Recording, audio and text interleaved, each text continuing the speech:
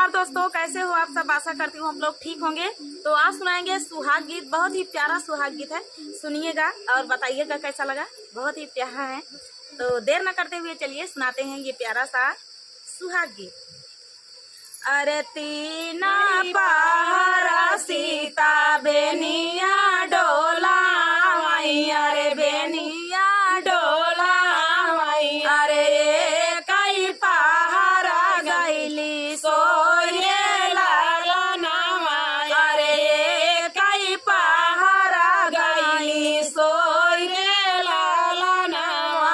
अरे तीना पहाड़ा सीता बेनिया डोला माई, अरे बेनिया डोला माई, अरे कई पहाड़ा गाई सोये लाला नामा, अरे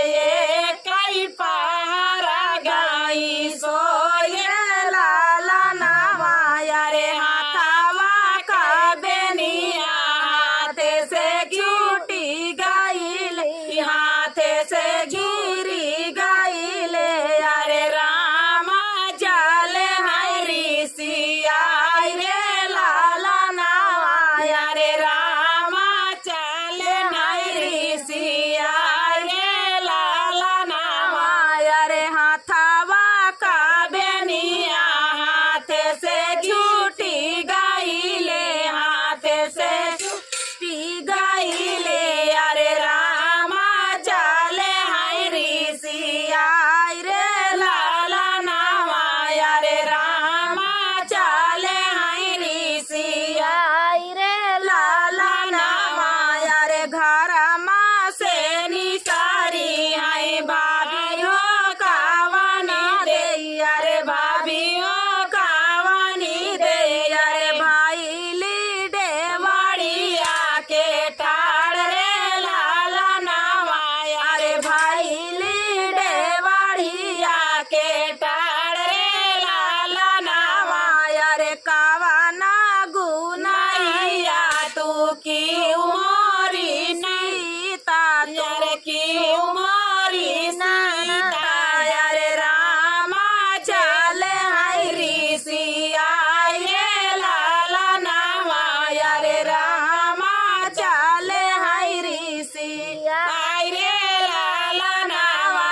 अरे कावाना गुनाइया तू की उमरी नाना दी, अरे की उमरी नाना दी, अरे रामा चले हरी सिया रे लाला नावा, अरे रामा चले हरी सिया रे लाला नावा, अरे तीना पहाड़ा भाभी बेनिया डोला